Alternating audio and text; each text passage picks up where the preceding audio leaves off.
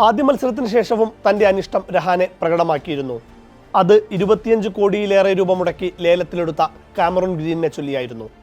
മുംബൈക്കെതിരെ എല്ലാവർക്കും അടികിട്ടിയപ്പോൾ Cameron Green ടീമിലുണ്ടായിട്ടും പന്തേൽപ്പിക്കാത്തതെന്തെന്ന് പലരും ആശ്ചര്യപ്പെട്ടു. ഇതിനാണ് മത്സരം കഴിഞ്ഞ ഉടൻ തന്നെ രഹാനെ മറുപടിയുമായി എത്തിയത്. ക്രിക്കറ്റ് ഓസ്ട്രേലിയയുടെ കർശന നിർദ്ദേശമുള്ളതിനാലാണ് ഗ്രീനിനെ കൊണ്ട് ബോൾ ചെയ്യിക്കാഞ്ഞത്. ഗ്രീൻ പന്തെറിയാത്തത് ടീമിൻ്റെ ബാലൻസിനെയും ബാധിക്കുന്നുണ്ട്. എന്നു മുതൽ ഗ്രീനിന് പന്തെറിയാനാകുമെന്നത് ക്രിക്കറ്റ് ഓസ്ട്രേലിയയോട് തന്നെ ചോദിക്കണം. രഹാനെ അന്നൽപ്പം കടുപ്പിച്ചാണ് പറഞ്ഞത്. വർക്ക് ലോഡ് മാനേജ്മെൻറ്റിൻ്റെ ഭാഗമായാണ് ഗ്രീനിന് ക്രിക്കറ്റ് ഓസ്ട്രേലിയ നിയന്ത്രണം ഏർപ്പെടുത്തിയത്.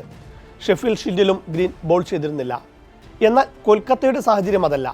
ലേലത്തിലെടുത്തിരുന്ന മുസ്താഫിസുർ റഹ്മാനെ രാഷ്ട്രീയ കാരണങ്ങളാൽ പുറത്താക്കേണ്ടി വന്നു. മദിഷ പതിരാനയ്ക്കും റാണയ്ക്കും പരിക്ക്.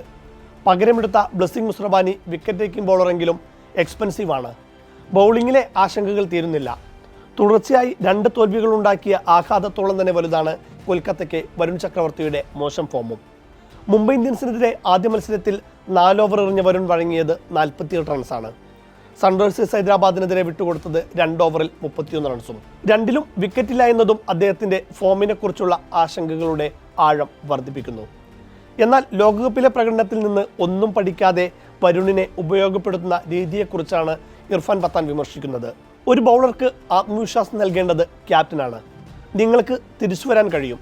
ഒരു മൊമെൻറ്റം കൊണ്ട് വരാൻ കഴിയുമെന്ന് തോന്നുന്നിടത്താണ് ക്യാപ്റ്റൻ നിങ്ങളെ ഉപയോഗിക്കേണ്ടത്. നിങ്ങളുടെ ട്രംപ് കാർഡ് ആരെന്ന് തിരിച്ചറിയണം. നിങ്ങളുടെ മാച്ച് വിന്നർ ആരാണെന്ന് നിങ്ങൾ തിരിച്ചറിയണം. പത്താൻ രഹാനെയെ ഓർമ്മിപ്പിച്ചു. വരുണിനെ ഒരിക്കലും പവർ പ്ലേയിൽ പന്തെറിയിപ്പിക്കരുതെന്നാണ് ഇർഫാൻ പത്താനും സഞ്ജയ് വാങ്കറും പറയുന്നത്. സൺറൈസേഴ്സിനെതിരെ ഇന്നിംഗ്സിൻ്റെ 5ാം ഓവറിൽ തന്നെ രഹാനെ വരുണിനെ പന്തേൽപ്പിക്കുകയാണ്. അഭിഷേക് ആ ഓവറിൽ അടിച്ചെടുത്തത് 25 റൺസാണ്. 2 സിക്സറും 3 ബൗണ്ടറിയും ആ ഓവറിൽ പിറന്നു. പിന്നെ വരുൺ വരുന്നത് 11ാമത്തെ ഓവറിലാണ്. ആ ഓവറിൽ 6 റൺസ് മാത്രമാണ് വിട്ടുകൊടുത്തത്. പിന്നീട് ബൗൾ ചെയ്തതുമില്ല. അങ്ങനെ 2 ഓവറിൽ 15 ഇക്കോണമിയിൽ വരുൺ വഴങ്ങിയത് 31 റൺസ്.